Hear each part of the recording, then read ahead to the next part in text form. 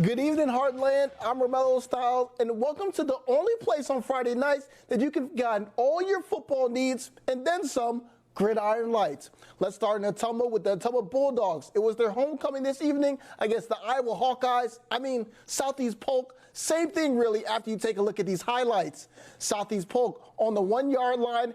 They hand it off to Mason Rankin. That's a tud.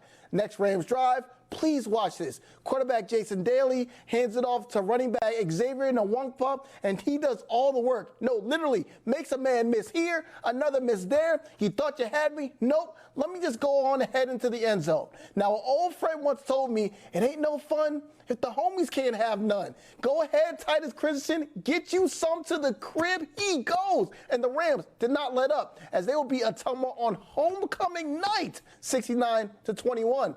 Over in Kirksville, it was a battle between the Titans and Tigers and the third-ranked Pirates. Hannibal, Kalen has all the highlights. It was homecoming at Kirksville as they get set for this conference matchup against the Pirates. Kirksville punting after the 3 and out when Hannibal's Drake Dudley takes a punt and powers his way through for 30 yards. Then a couple plays later, Hannibal running back Andre Thomas powers his way for a 5-yard touchdown to give Hannibal the 7-0 lead. The Pirates weren't done yet, as Aeneas Williams kicks a surprise onside kick, and then he recovers the ball. Then, continuing to make an impact, Williams takes a triple option pitch and scores a 15-yard touchdown to put Hannibal up by 14. Williams would end up with 3 touchdowns in just the first half. But these Tigers still have some bite as Landon Yardley plows for the defenders for a first down.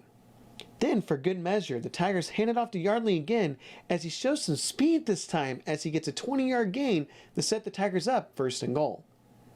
Unfortunately, the Tigers returned the ball over on downs. However, the Tigers weren't done making plays as Jaden Ballinger keeps the option and runs for a monster gain. But the Tigers once again can't get anything going. Hannibal driving down the field as Kaiser Greenwell makes a catch, but Kirksville's Lane Feeney is able to strip the ball out. But Greenwell is able to pick up his own fumble to keep the possession. Then, with time running out in the first half, the Pirate center botches a snap, and Lane Gordy jumps on the fumble to give the Tigers the ball. Unfortunately, it wouldn't be enough, as the Tigers fall in this one 47-14 against Hannibal. Now, Fairfield was hoping things would go a little better on their homecoming night. The Trojans at home against Keokuk. Fairfield opened the game with the ball. Second play from scrimmage. Isaac Harris, play action. Ball gets tipped and into the hands of Liam O'Donnell. Interception, Chiefs. Keokuk gets the ball deep in Trojan territory. 4th down for Keokuk inside the 5. Corey Skinner looks for Anthony Potraz in the corner. 2 strong, and Fairfield comes up with the stop. Now the Trojans would punt next drive, so Chiefs with the ball again. Skinner going to the air this time, and he finds Callum Tax in stride for the 27-yard score. Extra point got blocked, so it's 6-0. Next drive for Fairfield, 4th down. Tate Allen back to punt, snap, and it's a fake. Allen rolls right and throws a dart to Max Wheaton to get the first down. You got to have a lot of faith in your guys to make that play. A few plays later, Harris drops back to pass, and Wheaton comes free over the middle, brushes off a defender, and fights his way down to the 7-yard line. Then 4th down for the Trojans now. They're going for it, and it's only right that the guy who kept the drive alive gets the payoff. Harris to Allen on the slant for the touchdown. Fairfield looked good early, but the Chiefs were too much. Keokuk 52, Fairfield 22. Over in Milan, the undefeated Wildcats look to stay undefeated on homecoming night against the Gallatin Bulldogs. But the Bulldogs would not make it easy for him. It was a beautiful night for some football. First quarter action, Dominic Dabney takes the handoff, gets to the outside for a big gain. Now this run was good for 22 yards and a Wildcats first down. Later in the drive, Malin Cole with the play action rolling out to his left, looking down to De La Cruz in the end zone, but Peyton Feeden would go up and pick this one off and bring it out to the 8-yard line before being tripped up. First Bulldog possession, Brinley Vandiver finds Feeden on a quick hitch. Great concentration here to finish this catch. And then after a few Milan stops, the Bulldogs look to flip field position, but the snap will go over Baker's head, and Blake Edel would bring him down way in the backfield, setting up this touchdown from Cole. Hey, now he had me a little bit fooled right here, but he'd go up and put the Wildcats up 8-0. And then Vandiver finds Jagger.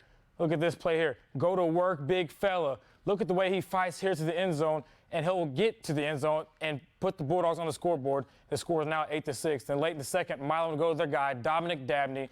he finds the end zone to extend this lead to 21-6 with 8:26 before the half. The Bulldogs would get within 9 in this ball game, but the Wildcats were just too much in this one, winning on homecoming night 43-20. Thanks for that, Zach. Now, Cardinal welcome in the Warriors of Van Buren County. And I said welcome in, but they could have been a little nicer. Let's take a look. My man, Maddox Jones, dropped back to pass. He moves around a little bit to find his man, Ian Lyles. Well, Ian Lyles finds the ball. Wow, look at that concentration. Next play, Jones hands it off to Griffin Griner. And, well, he's off to the races, and he wants the gold medal because he's flying to the end zone. That's 6 points. Warriors trying to run the ball. The Comets say, well, think again. Comets stop them in the backfield for a loss. Warriors say, okay, running isn't working, so let's pass. The Comets say, I don't care what you're doing. It's not working. Landon Becker goes up and comes down with the interception. Second quarter, Comets ball. They're in the red zone, and they up in the end zone. Comets up 14-0. But look at this two-point conversion formation. Kudos to the Comets offensive coordinator because I was confused. But they end up in the end zone again and again and again. Comets send the Warriors back to Van Buren with a huge 74-0 loss. That, my goodness. Now, after the break, we'll have some more football and a little bit extra. So don't touch that remote. Yes, you right there. Don't touch that remote. Before that, let's take a look at some more football scores from around the area.